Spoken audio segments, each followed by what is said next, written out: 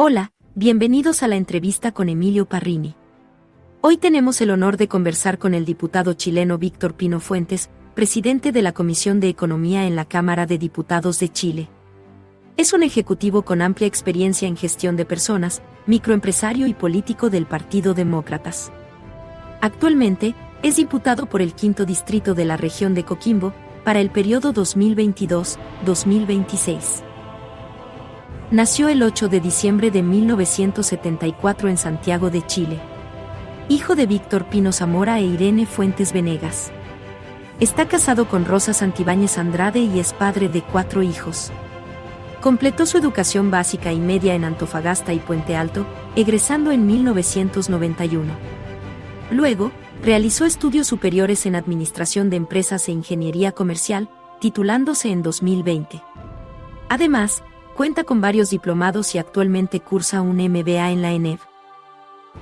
En el ámbito profesional, Víctor Pino ha ocupado cargos gerenciales en empresas como VPF Servicios e Intink Technology Solutions entre el año 2000 y 2020.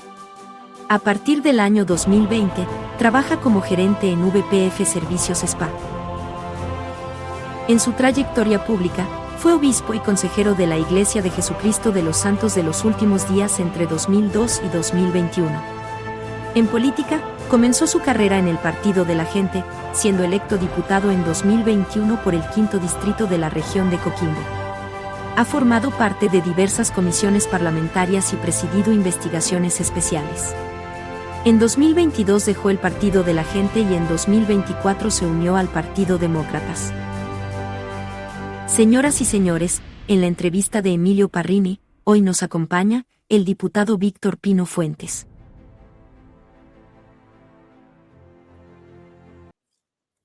¿Cómo está, diputado? Muy buenos días o muy buenas tardes, dependiendo de la hora que nos vean por ahí. Hola Emilio, muy bien, todo, gracias por la invitación. Primero que todo, darle las gracias a usted por la disposición de venir a nuestro canal. Le cuento que Monedero Lleno tiene una audiencia en toda Sudamérica y obviamente los ojos en estos momentos están en muchos aspectos de Chile y obviamente que su presencia aquí, aparte de enorgullecernos, es muy importante porque usted es el presidente de la Comisión de Economía de la Cámara de Diputados de Chile y obviamente que el tema económico es la parte central de nuestro canal. Y dado a ese motivo, a mí me gustaría partir conversando de la economía chilena, de la economía que está en estos momentos enfrentando Chile. ¿Cuál es su evaluación general del manejo económico del gobierno actual en el territorio chileno? Bueno, hay voces encontradas en cuanto a cómo está la economía nacional. Por un lado, el oficialismo, ¿cierto?, dice que estamos creciendo más de lo esperado. Eh, Ahora, otros pensamos que podríamos crecer más, y no quedarnos solamente con un crecimiento moderado, sino que ojalá poder tener un crecimiento aún mayor de lo que se ha generado. Así también pensamos que la inversión es fundamental para poder lograr ese crecimiento. Lamentablemente en el país hoy día tenemos barreras eh, que hacen que esto no sea posible. Y estas barreras son las que el mismo sistema público, a través del sistema de permisos, nos coloca. Y ahí hemos trabajado fuertemente para eliminar esas barreras o disminuirlas con un proyecto de ley que presentó el Ejecutivo y que despachamos de la Comisión de Economía hace algunos meses atrás y que se está discutiendo ahora en el Senado. Creemos que con esos proyectos, por ejemplo, podemos dar y destrabar, en este caso, la inversión para aumentar el crecimiento y así poder tener mayores oportunidades. No es simple hoy día pensar en crecer si no hay inversión. Esto no es por, porque lo queramos que va a ocurrir, ¿te fijas? Y el que piensa eso yo creo que comete un grave error. En ese ámbito de la economía chilena, ¿qué medidas usted considera que han sido acertadas y cuáles han sido fallidas con respecto a la administración central? Eh, yo creo que, a ver, hay aspectos relevantes hoy, por ejemplo, que generan inseguridad en el crecimiento. Hoy día un factor fundamental que está deteriorando los indicadores es la seguridad ciudadana. Querámoslo o no, influye un montón en el riesgo país y en cómo nos ven desde afuera para poder posicionar cualquier negocio. En ese sentido, creo que no se han hecho todos los esfuerzos por parte del gobierno central para poder disminuir la sensación, por decirlo cierto, livianamente, de inseguridad que tenemos acá en el país. Cuando vienen extranjeros de visita a Chile, algunos se van con qué recuerdo, de que los asaltaron en el centro de Santiago, de que los asaltaron recorriendo Valparaíso, de que los asaltaron en el taxi en el aeropuerto, y no los asaltaron delincuentes, sino que el mismo taxista los estafó.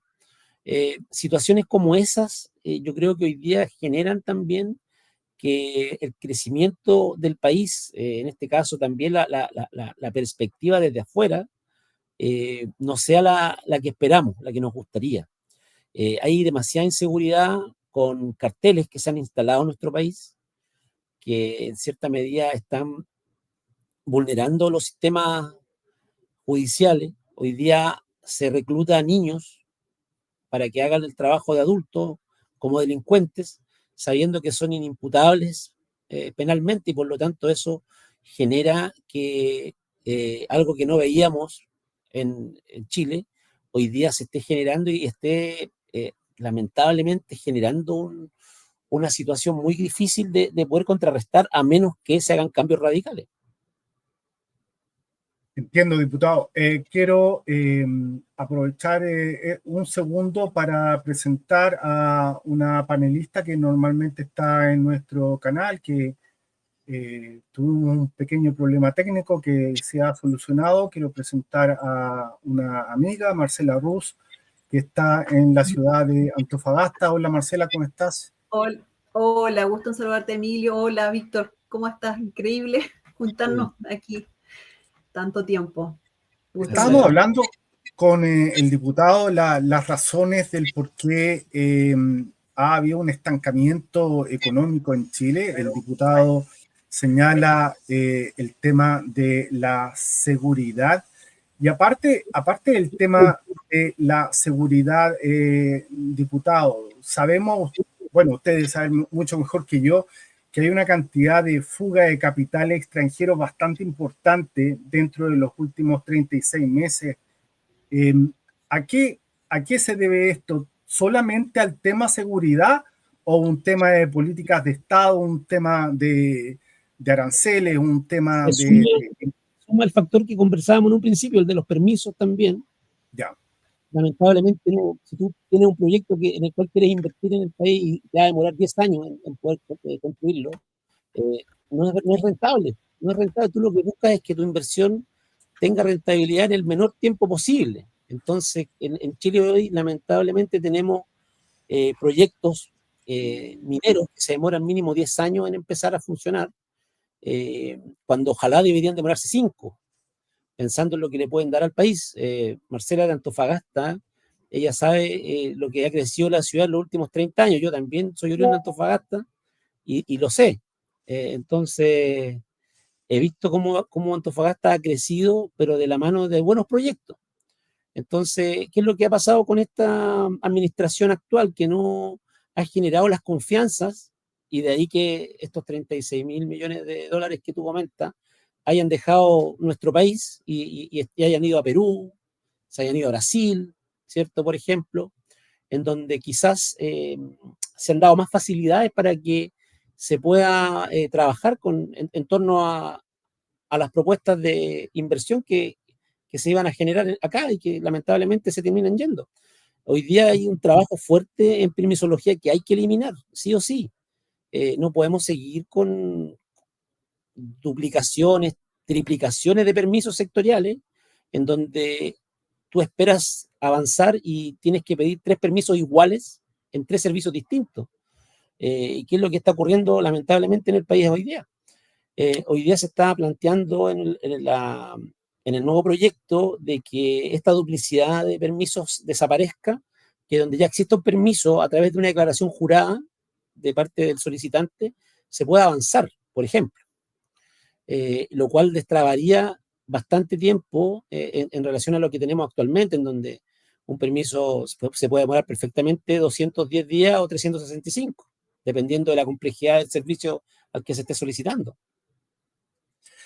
¿Cómo ve el panorama para los próximos 12 meses? Porque estamos hablando que prácticamente tenemos un país con el freno de mano en todo sentido y quedan 12 meses de gobierno de la misma administración, donde aquí ya no estamos hablando del síndrome del pato cojo, estamos hablando ya prácticamente de un pato en silla de ruedas con respecto a lo que se está viendo, y el tiempo pasa y un año no es poco, diputado. ¿Cómo cree usted que va a terminar el tema país? ¿Cómo ve la proyección para este año que se está comenzando hoy día? Que obviamente que la administración no termina en las elecciones presidenciales, la administración termina el próximo 11 de marzo, o sea, son 12 meses, como le digo. ¿Cómo ve esta situación?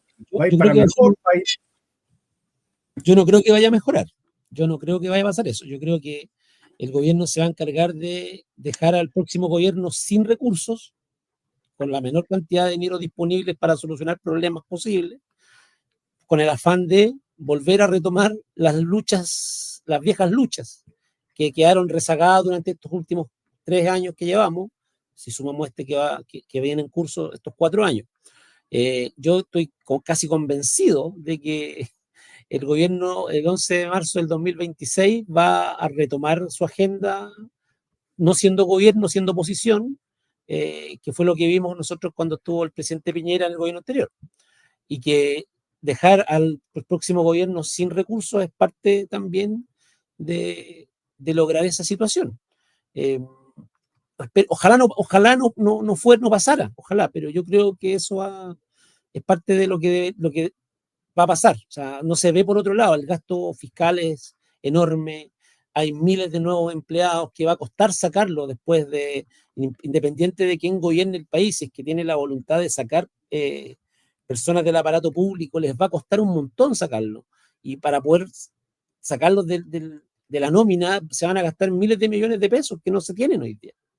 Entonces, antes de darle la palabra a Marcela para que hable de su parte de la región de Coquimbo, a mí me gustaría preguntarle, para terminar el tema nacional, económico, ¿qué le parece a usted este salvavidas que le tiró la Corfo al gobierno?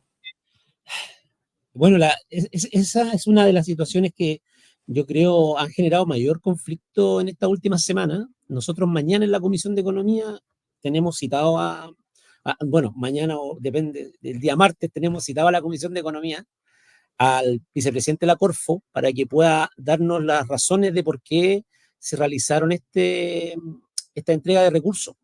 Consideramos que estos fondos son para crecer, justamente para lo que veníamos hablando en un principio, para que pudiéramos apoyar, ¿cierto?, a las empresas para que puedan crecer, y no para apoyar al gobierno para que se pueda sostener, que es totalmente distinto. No son recursos destinados a eso, a fomentar el gasto público, sino que al contrario, es para fomentar la inversión privada. Y en base a eso yo creo que hay una irresponsabilidad de parte de quienes son los autores de esta iniciativa y totalmente en desacuerdo. Mañana vamos a escuchar al vicepresidente Corfo y vamos a saber las razones, que yo creo que diga lo que diga, ya el daño está hecho y en el fondo lo que vamos a generar con esto es que siga la desconfianza por los siguientes 11 meses que quedan de este gobierno. El gobierno dice que uno de los motivos de esta transferencia de dinero es simplemente para estabilizar la administración pública. Pero si vemos bien, la situación económica de Chile hace que el país tampoco se puede endeudar más en el extranjero. O sea, la deuda que que Chile tiene en el extranjero es de tal magnitud que no se puede pedir más dinero prestado. E incluso ahora se va a tener que negociar y repactar los intereses sobre los intereses. Que es producto de lo que se viene. O sea, lamentablemente, el que tome el desafío de ser presidente de Chile para los próximos 4 años, de 2026-2030, va a tener que lidiar con la irresponsabilidad económica y financiera del gobierno del presidente Gabriel Boric. ¿Vamos a llegar a ese punto, Marcela? Sí, bueno, diputado, hoy quería preguntar sobre la región en la cual usted está actualmente, ¿cierto? Coquimbo. Quería saber, ¿cómo describe usted la situación económica actual de Coquimbo en cuanto, en este caso, en la agricultura? ¿Cómo afecta la sequía en los valles del Elqui, Limarí, Choapa? Quiero saber si se le ha entregado el apoyo suficiente a los agricultores en la región. Bueno, el sector agrícola es uno de los más afectados en la región de Coquimbo por la sequía. ¿Ya? Aquí hay que decir, nosotros hoy día estamos con los embalses en un 17% aproximadamente. El embalse Paloma está con 8%. Nuevamente estamos con una tendencia muy mala en lo que es la provincia del Limarí principalmente. No así en la provincia del Choapa. La provincia del Choapa está con los embalses por sobre el 90%. Entonces, ellos tienen un poco más de sostenibilidad para poder afrontar, ¿cierto?, la temporada, pero la provincia del Limarí y la provincia del Elqui están bastante complicadas. Si es que no llueve en esta temporada, vamos a tener una provincia del Limarí con una escasez hídrica que puede llevarnos a lo que casi ocurre el año pasado, en el cual logramos, y la lluvia también ayudó, a que la comuna de Ovalle no se quedara sin agua en el mes de septiembre. ¿Ya? Eso casi ocurre en Ovalle. Cerca de 100.000 personas aproximadamente se quedan sin agua por la falta de lluvias. Gracias a Dios llovió en julio y eso permitió que no corriéramos con este problema enorme de tener que a 100.000 personas prácticamente sin agua o con racionamiento de agua. En el mundo agrícola, lamentablemente hoy día tenemos cerca del 50% de las hectáreas cultivables que ya no lo son, que se han dejado de cultivar en los últimos 10 años. Y eso lo que genera es que económicamente la región de Coquimbo, siendo uno de sus fuertes en la agricultura, también vea deteriorada su crecimiento y desarrollo. A eso hay que sumarle, sí, que hay otros sectores que han estado muy bien posicionados los últimos meses, como el turismo. Fue una de las mejores temporadas turísticas de los últimos años, con el retorno de los argentinos y con el valor del cambio del peso argentino al peso chileno muy positivo para los argentinos, lo cual generó que el sector del comercio también viera muy buenos números en la temporada estival. Eso yo creo que es importante.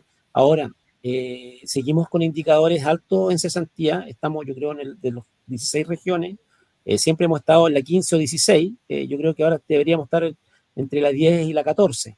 Ha mejorado un poco el tema de la cesantía, pero también fue producto a el incremento de la actividad turística, que también entrega durante cierta cantidad de meses mayor trabajo. Perdón, Sí. Marcela, o sea, diputado, esto podría llegar a aumentar dentro de los próximos meses Podría, al pasar la estación de verano, ¿no? podría aumentar. Ahora hay cerca de 32 proyectos que están con muchos trámites de permiso, proyectos importantes. Hay algunos mineros de mediana minería también que hay que destrabarlos en algunos servicios como el Cernagiomín, como la CONAF, servicios típicos que recurrentemente el CEA, ¿ya? ¿Cierto? Se encargan de hacer que la inversión se estanque. Logrando que esos proyectos avancen, también se espera que haya mayor cantidad de entrega de empleos a los habitantes de la región de Coquimbo. Se sabe que todos estos proyectos mineros por lo general tienen un porcentaje, una votación de la plantilla personal que debe ser a lo menos un 50% de la región. Entonces, eso también ayudaría a disminuir esa cesantía. Ahora, caso aparte, nuevamente en la provincia del Choapa, ya que por existir la minera Pelambres, tiene un indicador de cesantía bastante bien equilibrado, no así nuevamente, repito, en la provincia del Elqui y de la provincia del Limarí, en donde tenemos las mayores necesidades.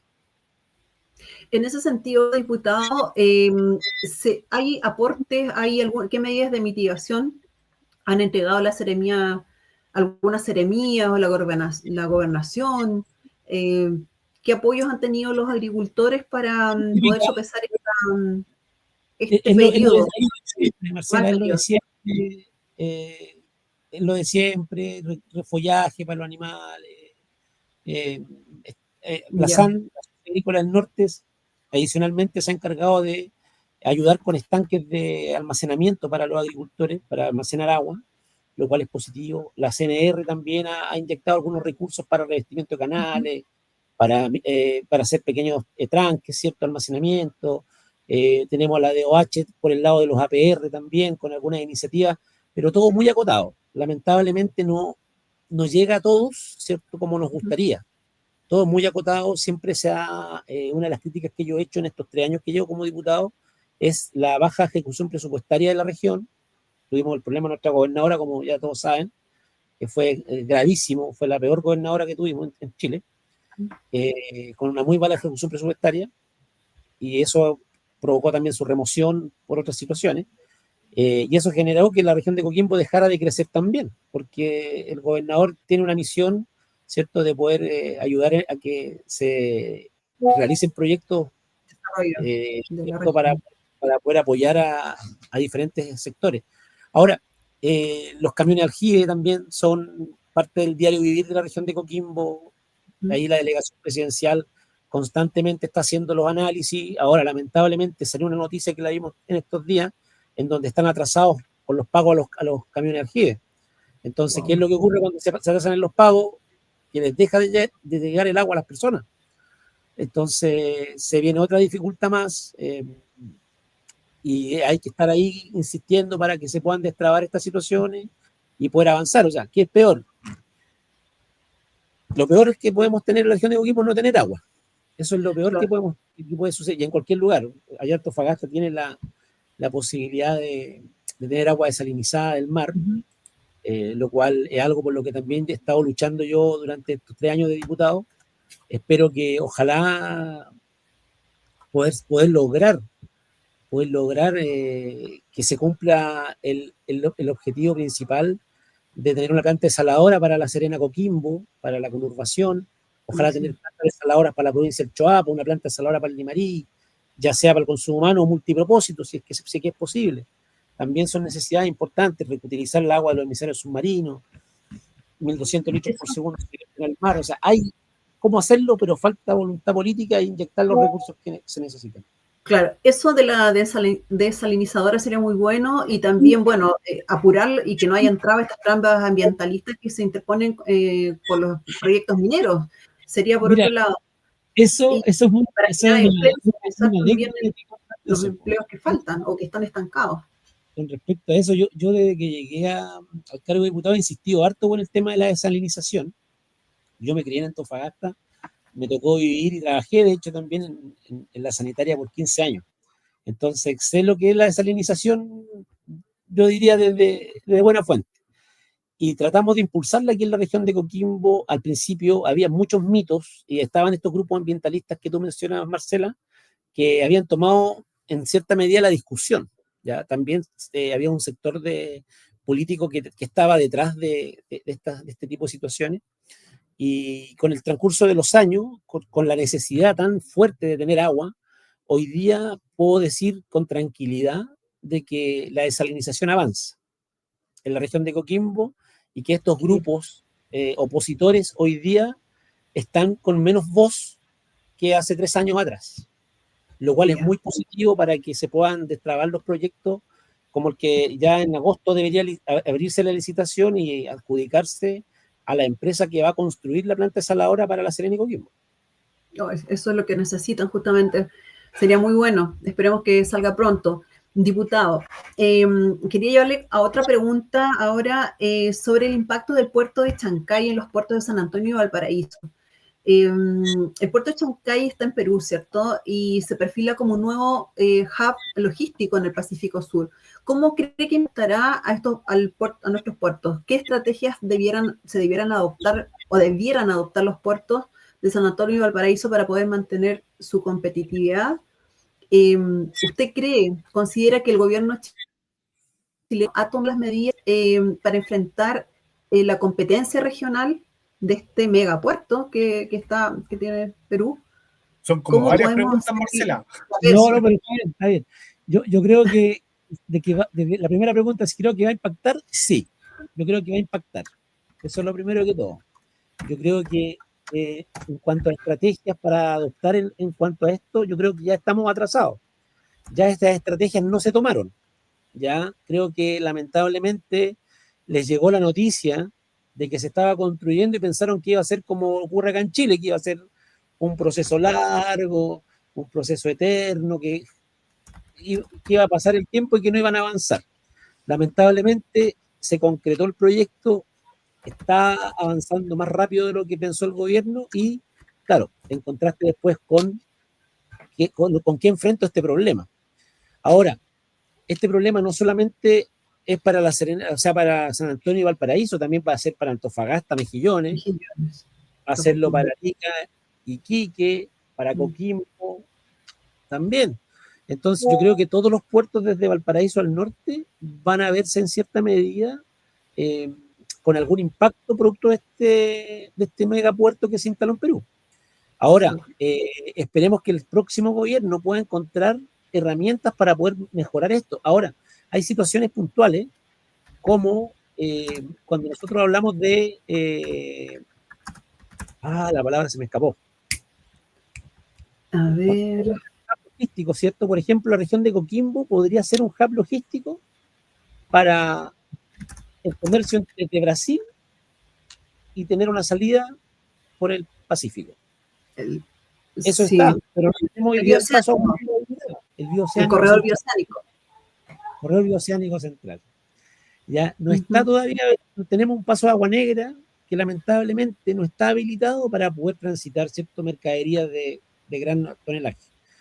Pero ¿qué es lo que ocurre? Si tuviéramos la visión, han pasado 20 años desde que el proyecto existe en la retina de la opinión pública, pero no avanza. Entonces, si nosotros quisiéramos potenciar el desarrollo económico, en Antofagasta ya se habló desde Paraguay, ¿cierto? Del año pasado hubo una visita presidencial incluso para potenciar este tema, pero nos quedamos con las visitas, nos quedamos con los anuncios y no con la acción y la gestión. Entonces, yo creo que en eso hay una deuda enorme del Estado, concretar los proyectos, no solamente quedarse con las buenas ideas, sino que concretar estas buenas ideas en resultados y que se puedan medir y palpar. Yo creo que hemos escuchado todos cómo solucionamos diferentes temas. Sabemos que se pueden solucionar, el tema es que nadie lo soluciona. Claro, porque nos quedamos con un gasto enorme de estos viajes internacionales con todas las comitivas, millones, y cuál es el beneficio para las personas, que eso es lo que están esperando todo lo que dice relación con el empleo. ¿Tenemos un problema de señal contigo? ¿Se te corta un poco? Ahí sí. Ya. ¿Nos vemos bien? Ahora sí. Sí, no, que comentaba que, claro, nos quedamos con estos viajes millonarios de comitivas a otros países. El presidente de China ha viajado a Estados Unidos y a Brasil también. Lo que más vimos, bueno, y las personas dicen, ¿cómo voy yo en Chile, no es cierto?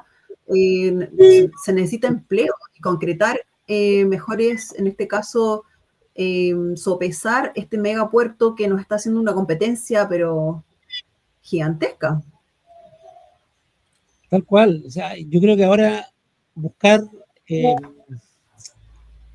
culpables, yo creo que ya no es el tiempo. Yo creo que ahora lo que tenemos que buscar es soluciones. Soluciones a mediano y largo plazo que nos den sustentabilidad, que nos permitan ser sostenibles en el tiempo. Hoy día el puerto de San Antonio necesita reestructurarse, necesita actualizarse, modernizarse. Lo mismo con Valparaíso. Yo tengo que decirlo, yo estuve en un viaje en China y conocí un puerto automatizado en donde se trabajaba igual que en una empresa minera. Desde una sala de control habían 50 operadores de grúas y camiones y todos eran automáticos. Entonces, o sea, a distancia.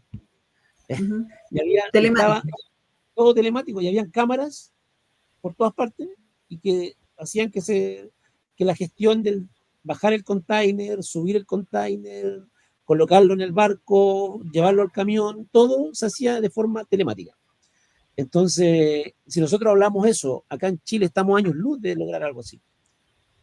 Pero está la tecnología disponible, está a lo mejor la gente para capacitarlo a uno y que se pueda tener a la gente en Chile capacitada. El tema Un es que piloto, tenemos que diputado, lograr un piloto. piloto, Algo también piloto. podría hacerse un proyecto piloto, ¿cierto? En algún puerto a mediana escala o pequeña escala para ver cómo funciona.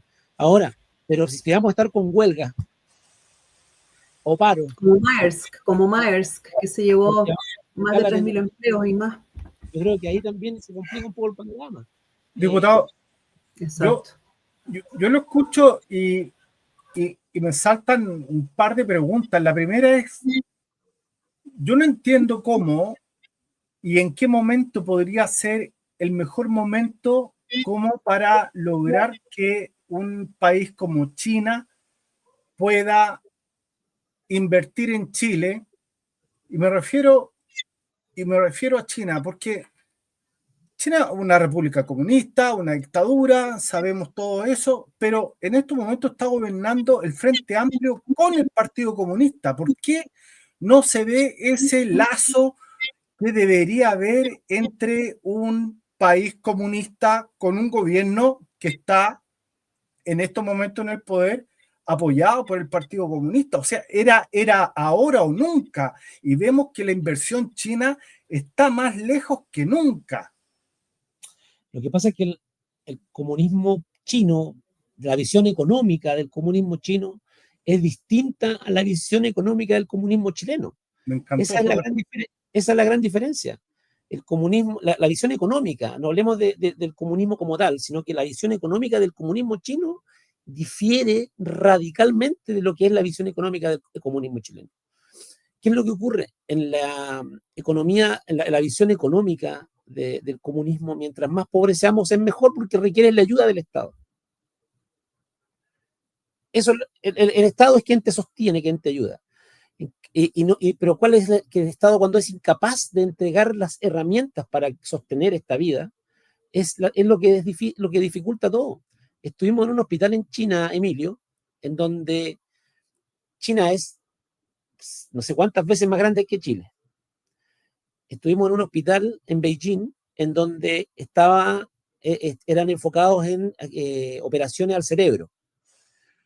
¿Sabes tú que hay doctores de turno que telemáticamente guían a un doctor a 10.000 kilómetros para que opere a las 2 de la mañana si es necesario?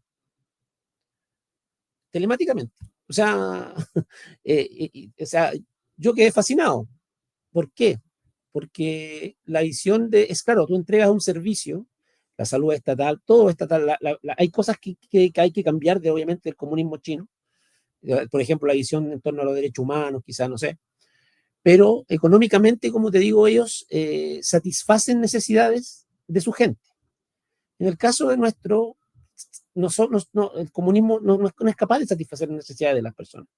Un Estado comunista no lo lograría y ya vemos el resultado, ¿cierto?, de esta alianza entre un comunismo y un Frente Amplio.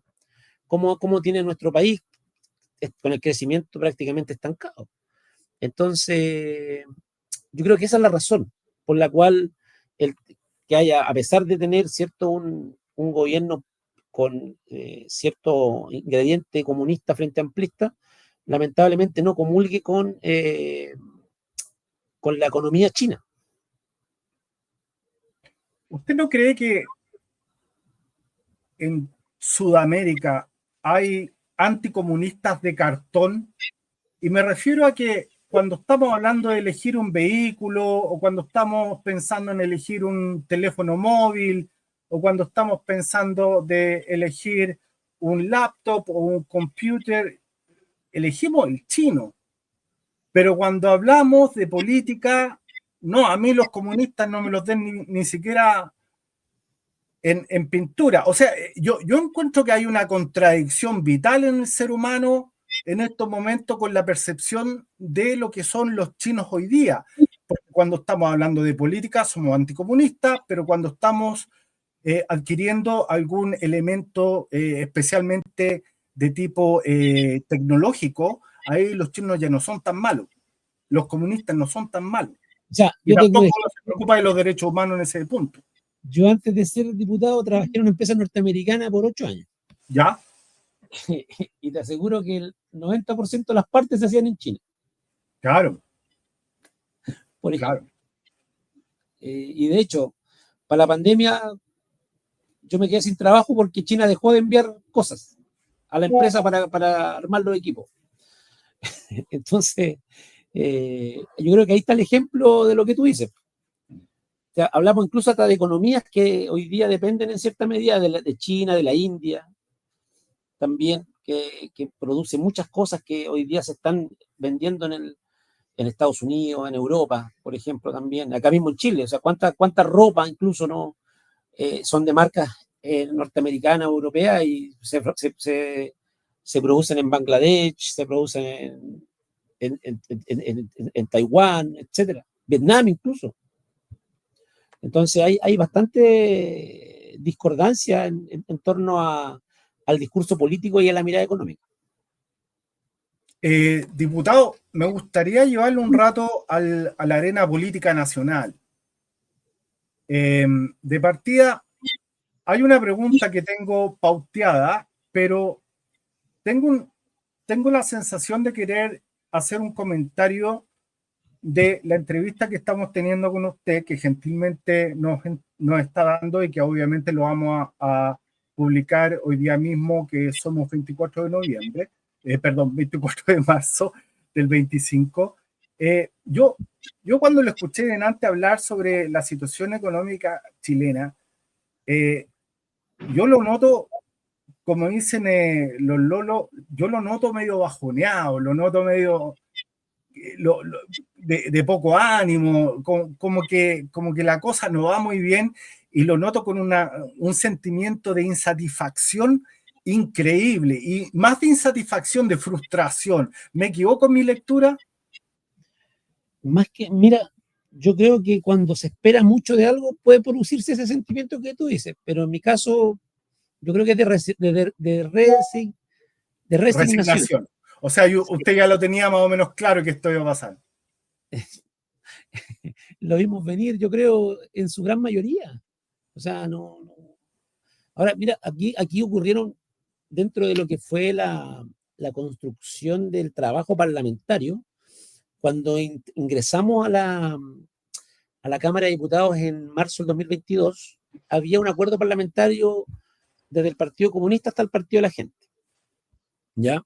El cual daba las mayorías legislativas para que todas las comisiones, las 28 comisiones, si no me equivoco, estuvieran en control del oficialismo, ¿ya? Eso era lo que estaba por el acuerdo administrativo que daba las mayorías. Y eso hacía y determinaba que iban a haber 6 presidencias de la Cámara en estos 4 años. ¿Qué es lo que ocurrió? En noviembre del año 2022, a menos de un año de haber comenzado el periodo legislativo, algunos diputados hicimos un cambio, un quiebre ahí. Y logramos cambiar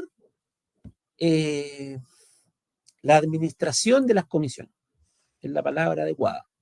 Entonces, de pasar de la administración del oficialismo, la Comisión de Seguridad, por ejemplo, la Comisión de Defensa, la Comisión de Economía, esas comisiones pasaron en control de la oposición, ¿ya? Por el quiebre que hicimos algunos parlamentarios.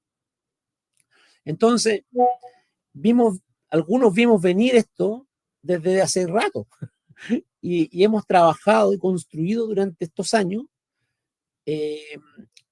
yo creo, quizás con o sin errores, eso obviamente la opinión pública es la que tiene que determinarlo. Quisimos darle gobernabilidad al país y no que solamente las comisiones estuvieran gobernadas por el oficialismo o administradas por el oficialismo, lo cual hubiera sido catastrófico. Todo lo que se ha avanzado en seguridad ha estado de la mano del cambio de timón que le dimos en noviembre del 2022. Vivienda cambió el 2023, economía cambió el 2022, recursos hídricos cambió el 2022. personas mayores y discapacidad el 2022. O sea, como te digo, de 27 quedaron 11 en control de la oposición y hoy día hay 14. Entonces, creo que eso demuestra un poco cómo algunos parlamentarios vimos y construimos también alianzas dentro del Congreso para poder avanzar, que no siempre se ve hacia afuera, ¿no? Eso no se visualiza. O cómo influye que un presidente de una comisión sea de un sector político o de otro. El presidente de la comisión es quien lleva los tiempos de discusión de los proyectos, independiente que el Ejecutivo también le pone urgencias, pero también puede ayudar mucho a que proyectos que sean de beneficio para el país puedan avanzar más rápido, que fue lo que me tocó a mí, por ejemplo, con el caso de permisología en la Cámara, que lo sacamos en 9 meses, cuando podría haberse demorado 10 años. ¿Ya? O el de CERNAC, que lo despachamos hace una semana atrás. El de CERNAC te protege para darle mayores atribuciones al CERNAC para proteger a los consumidores. También podríamos haberlo tramitado eternamente, como ocurrió en el Senado con el proyecto de desalación de agua de mar, que está del 2018 y todavía no pasa a la Cámara de Diputados, por dar un ejemplo.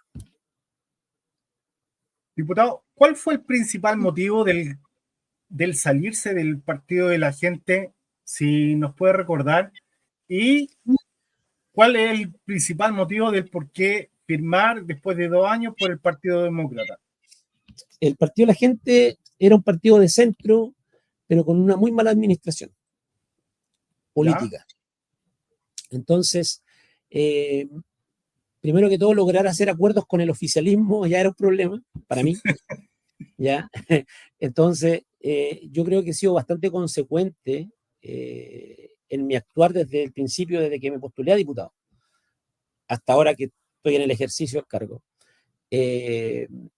Desavenencias con mis colegas, habían 3 colegas que no adquirieron a este nuevo acuerdo con la oposición. Eso gatilló a que fuéramos insultados incluso por uno de ellos, hasta nos sacaron la madre, ¿ya? Que hoy día es presidente subrogante de la Cámara de Diputados. Gaspar Rivas. Ese mismo personaje que yo no lo nombro, porque la verdad que es un rasca. Por eso que traemos a Marcela, para que lo nombre. Entonces, claro, todas esas cosas gatillan donde tú ves que no hay liderazgo, nadie hizo nada. Gaspar Rivas hizo y dijo lo que quiso, logró que se fueran 3 diputados que estaban construyendo acuerdos, que estaban trabajando en beneficio del país, y se quedaron los 3 más malitos. O sea, no lo digo yo, lo decía la gente. Y eso un poco, y luego yo estuve un tiempo independiente y hoy día entré a Demócratas porque considero que Demócratas es un espacio de centro, donde yo me siento más cómodo. ¿De centro en qué sentido? Yo puedo ser a veces más republicano que los republicanos y en mis votaciones puedo ser más comunista que un comunista. En torno a lo social, por ejemplo, y en torno a la seguridad por el otro lado. Lo que no está dispuesto la UDI, a lo mejor a votarlo, por ejemplo, el royalty minero, que era entregarle más recursos a las comunas, yo sí estuve dispuesto a hacerlo. Y logramos que las comunas hoy día, como Andacollo, una comuna que tiene la mayor cantidad de relaves en Chile, tenga más recursos que Coquimbo. Eso lo logramos con los votos nuestros. Y por otro lado, entregar todos los votos a favor para que se aprueben todos los proyectos de seguridad que requiera el país y que ni el Frente Amplio ni el Partido Comunista se ponen de acuerdo, ni tampoco lo apoyan, si Demócratas está de acuerdo y disponible para hacerlo. Entonces, esa es un poco la forma de cómo yo veo la política. Las cosas lo veo como más de sentido común que ideológicamente hablando.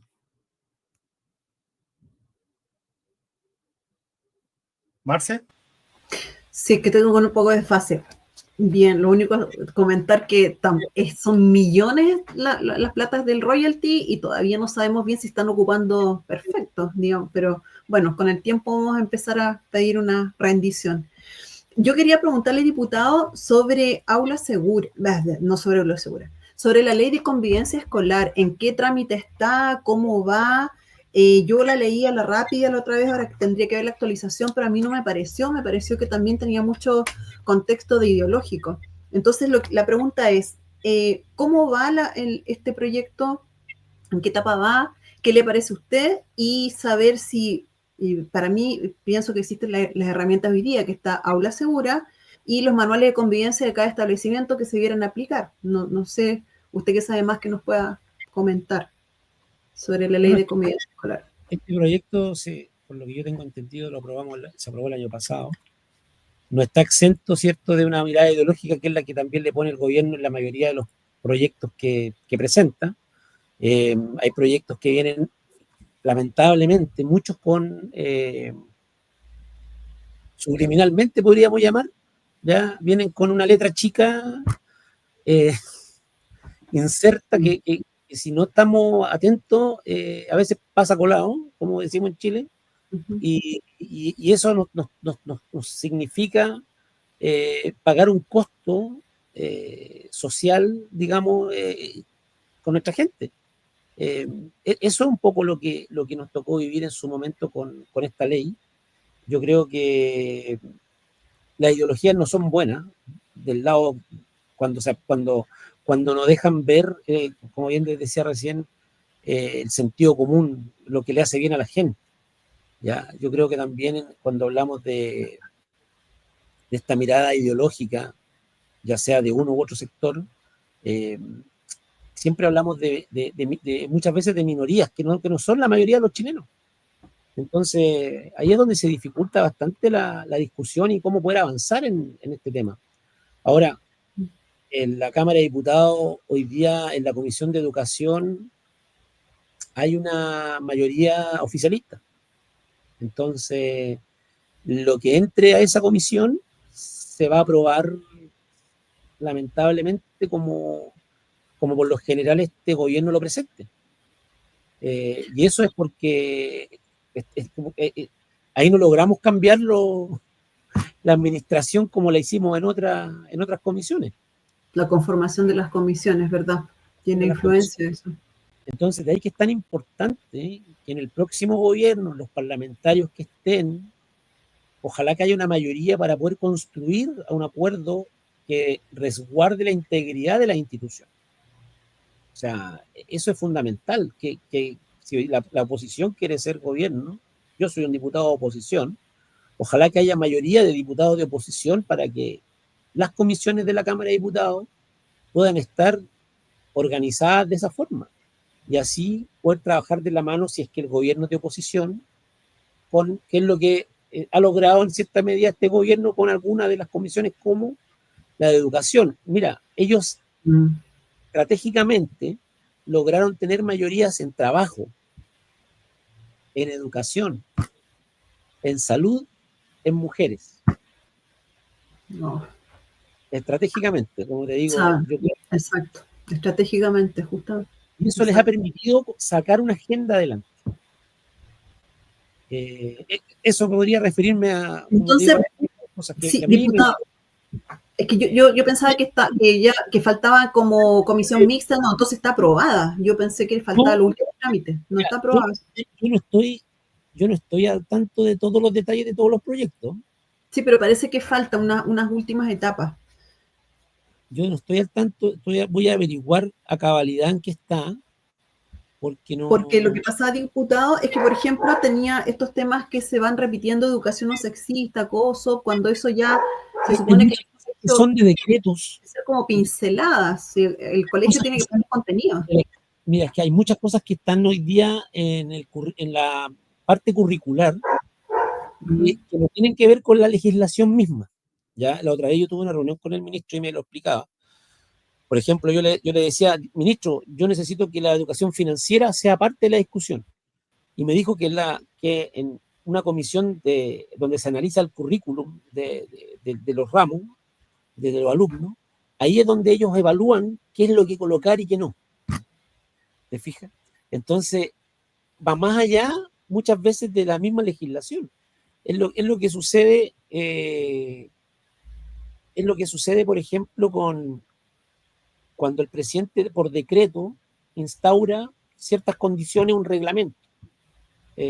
Siempre decimos, oye, pero la ley no lo dice, pero lo dice el reglamento. Y en este caso de la ley de convivencia escolar, hay todo un aparataje atrás de instituciones dentro del mismo Ministerio de Educación que van generando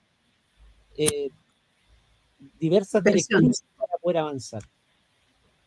Y eso es lo que dificulta muchas veces que podamos entender todo lo que sale de acá. O sea, yo, por ejemplo, presenté una indicación ahora para que suprimir el cobro de estacionamiento de los servicios médicos, público y privado. Uno diría, pero qué bien. Pero esa indicación está supeditada a un reglamento del Ejecutivo. El reglamento definirá hasta qué grado de consanguinidad los familiares van a acceder a este beneficio.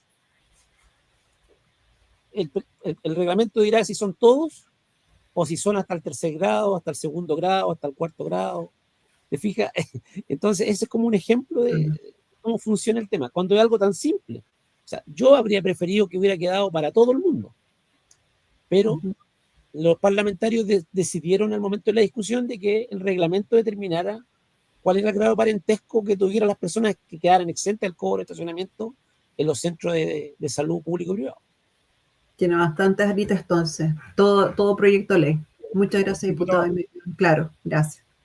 Diputado, España tiene una población de casi 50 millones de habitantes y tiene solamente 22 ministerios. Francia tiene en estos momentos casi 60 millones, perdón, Francia tiene una población de 50 millones de habitantes también y tiene 17 ministerios. Italia tiene prácticamente 60 millones de habitantes y tiene 22 ministerios. México, que tiene 131 millones de habitantes, tiene solamente 17 ministerios. Y Chile tiene casi 20 millones de habitantes y 25 ministerios. ¿Qué le dice esa cifra, diputado?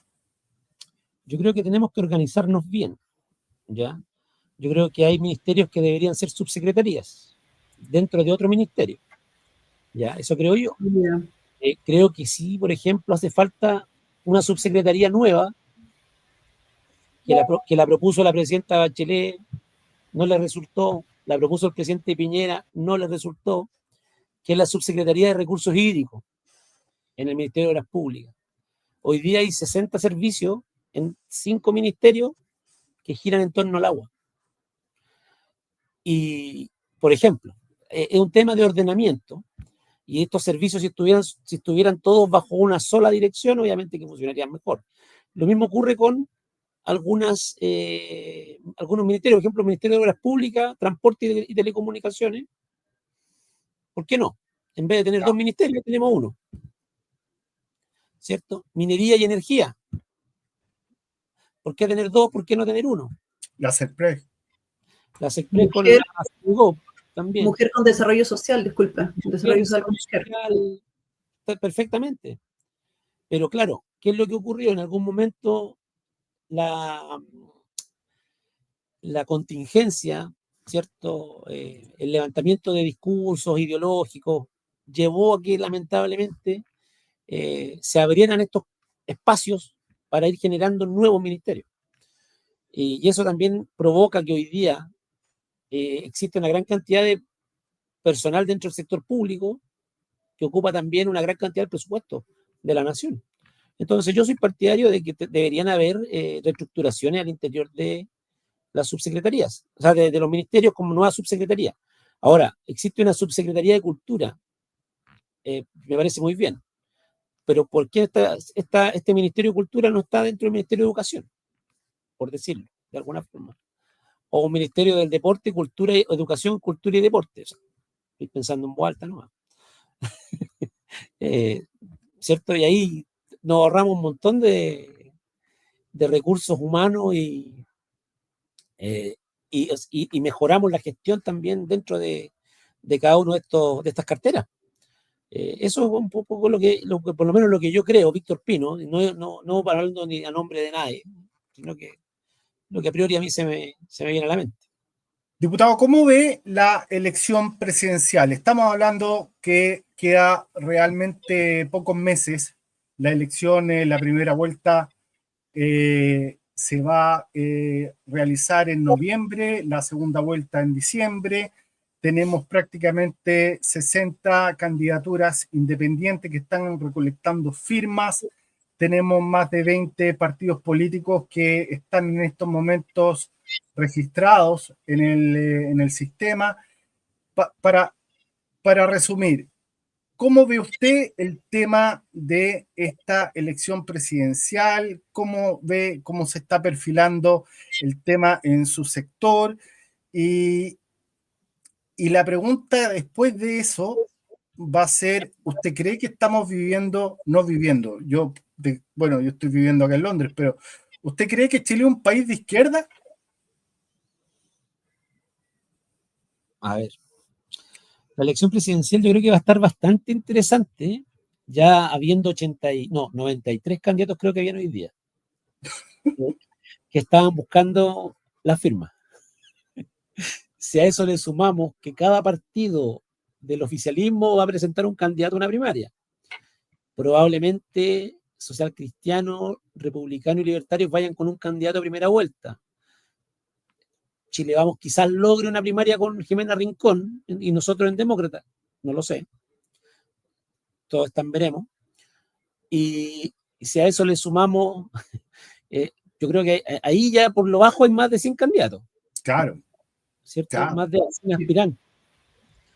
Me faltó Parisi también. La media sábana de cama de 2 plazas esto.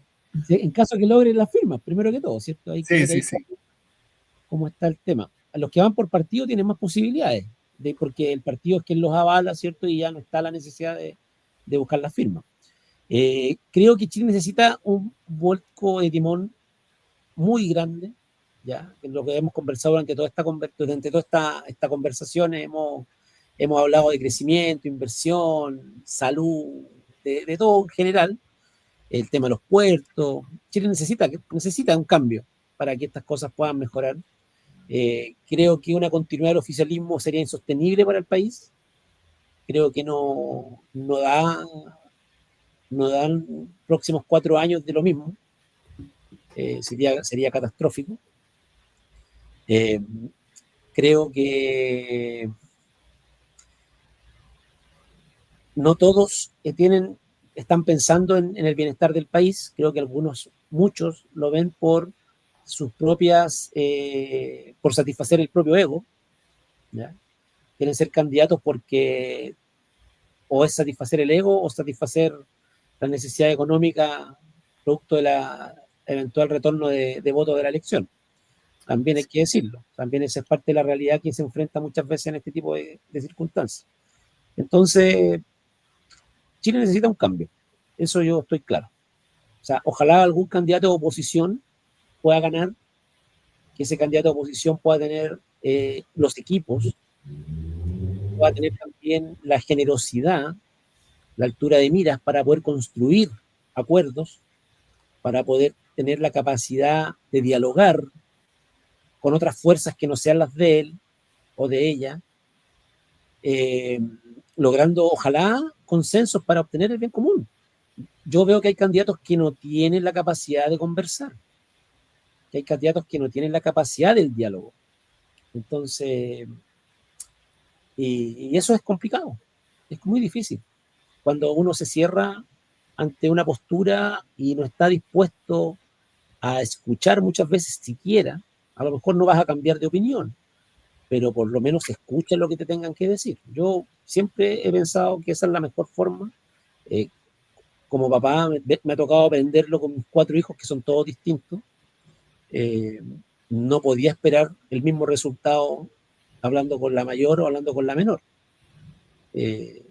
Cada cual tenía una necesidad distinta y veían una situación igual de una manera muy diferente. Entonces, yo creo que eso es un poco lo que me gustaría. Ojalá que el candidato o candidata que llegue a ganar las elecciones presidenciales en Chile pueda tener esa mirada de diálogo, de construir acuerdos reales que sean de beneficio a la gente. ¿Y por qué cree que el presidente Boric logró la votación que logró y terminó siendo el presidente de la República? Porque la gente le tenía miedo a casa. Así de simple. se generó una imagen, una caricatura de José Antonio Kast, en la cual él era prácticamente la reencarnación de Adolfo Hitler, y eso generó que mucha gente votara en contra de él. Usted me habla de diálogo, usted me habla de consenso, usted me habla de acuerdo. Debo recordar que el fallecido presidente Sebastián Piñera era un hombre de diálogo, era un hombre de acuerdos, era un hombre, podríamos decir que trataba de llegar a consenso, y hay innumerables pruebas en su carrera política al respecto. Pero cuando él fue electo presidente en su segunda vez, sabemos que el grupo, el conglomerado que se llama Democrático, que es el Partido Comunista y el Frente Amplio, tuvieron al presidente Piñera a un tramo muy corto de perder la presidencia, de que lo hayan derrocado. O sea, ¿qué se puede hacer con eso? Porque si tenemos, no sé quién podría llegar a ser la próxima o el próximo presidente que llegase a lograr tener ese tipo de características que yo encuentro que serían ideales para un país que tiene la situación que tiene. ¿Qué se puede hacer con este sector que dice que está aprendiendo? Pero yo espero usted se ríe, pero... No, yo te entiendo. Yo en 2019 ni soñaba con ser político, ni siquiera lo pensaba. Marcela sabe. Sí, nada. Y yo espero que se aprenda de las lecciones del pasado, Emilio, Marcela. Yo espero que el que le toque gobernar a Chile, que sea de oposición, ojalá, aprenda de esas lecciones que tú recién mencionaste, Emilio, para no cometer quizás esos errores, de no atacar el problema de fondo, de no sostener el apoyo a Carabineros, por ejemplo, de no sostener el apoyo a la fuerza pública, de ser necesario, cuando era necesario hacerlo. Yo creo que ahí el que logre no cometer esos errores le va a ir bien, porque hemos visto cómo del 2019 al 2023 Carabineros hoy día nuevamente es la institución con mayor apoyo de la ciudadanía, siendo que era lo último el 2020. Entonces, como en 3 años volvió a recuperar un nivel de apoyo ciudadano que yo creo que jamás debió haber perdido. Temas como una senadora salga como la primera mayoría en Chile, ¿cierto? Y que fue todo lo contrario al apoyo a los Carabineros en su tema. Obviamente le pasó algo muy grave, pero yo creo que esas cosas no deben volver a pasar. O sea, no debemos tener nuevamente símbolos como un perro negro, claro, con un pelo rojo. Esas cosas no deben permitirse nuevamente en Chile. Yo creo que aquí faltó eso. Es un error de esa administración no haberle dado un apoyo incondicional a la fuerza pública, Carabineros, la Policía de Investigaciones, las Fuerzas Armadas en general. Y eso se está pagando caro en este gobierno. Cierto. Diputado, mire, tiene toda la razón, pienso igual que usted. Yo me gustaría preguntarle sobre, usted habla sobre los acuerdos que son importantes, ¿verdad? Y lo son. Pero me gustaría saber cuáles serían para usted los límites de los acuerdos, sus propios marcos. ¿En qué cosas, por ejemplo, usted no transaría y qué cosas sí? Por ejemplo, se habla nuevamente de reabrir el tema del aborto. Hoy día tenemos las 3 causales, ¿cierto? Pero este gobierno quiere reabrir el tema. Para mí está cerrado, por ejemplo. Sí. Ahí yo creo que en ese tipo de cosas, Marcela, son los límites. Lo valórico. Bien. Muchas gracias. Diputado, me gustaría hacerle una última pregunta. ¿Usted va a ir a la reelección? Y sí, me gustaría que le mandara un mensaje a la comunidad de El Monedero Lleno. Muy bien. Bueno, agradecer el espacio, Emilio, Marcela. una grata conversación. Sí voy a la reelección, ya es algo meditado, conversado con la familia primero que todo, con mi esposa, con mis hijos, con mi mamá también, porque esto no solamente es un trabajo personal, hay un trabajo familiar detrás de esto, hay mucho desgaste también y requiere uno mucho apoyo de su círculo más cercano. Y en eso tengo todo el apoyo de ellos para poder continuar con la labor parlamentaria, ojalá por 4 años más. Ahora, ¿cuál es el llamado? A confiar en alguien que ve las cosas de una manera distinta, alguien que trabajó toda su vida, alguien que trabajó durante 30 años en diferentes cosas, que sacó a su familia adelante, que logró conocer realidades distintas también, no solamente acá en Chile, sino que también, producto de mis relaciones laborales, también conocer parte de las realidades en Perú, en Argentina, en Brasil, en Colombia, conocer Estados Unidos, Canadá, y saber cómo funciona un poco el mundo, que no es blanco y negro como muchas veces nos lo pintan, sino que también hay tonalidades de grises que también son buenas y que en cierta medida también nos permiten darle un matiz distinto al panorama. La región de Coquimbo necesita volver a crecer. La región de Coquimbo necesita agua para la vida de sus habitantes, para su vida económica, para su vida en salud, en educación, en todo. Sin agua, la región de Coquimbo y en general Chile no hace nada. De ahí que mi gran cruzada de estos 3 años ha sido poder llevarle agua a la región de Coquimbo a través de nuevas fuentes como la desalación. Ahora estamos trabajando con el reuso del agua residuales que se vierten al mar con los emisarios submarinos. Hemos tenido un apoyo importantísimo a los sectores del agua potable rural para ojalá algún día dejar de ver caravanas de camiones aljibes por las carreteras de la región de Coquimbo.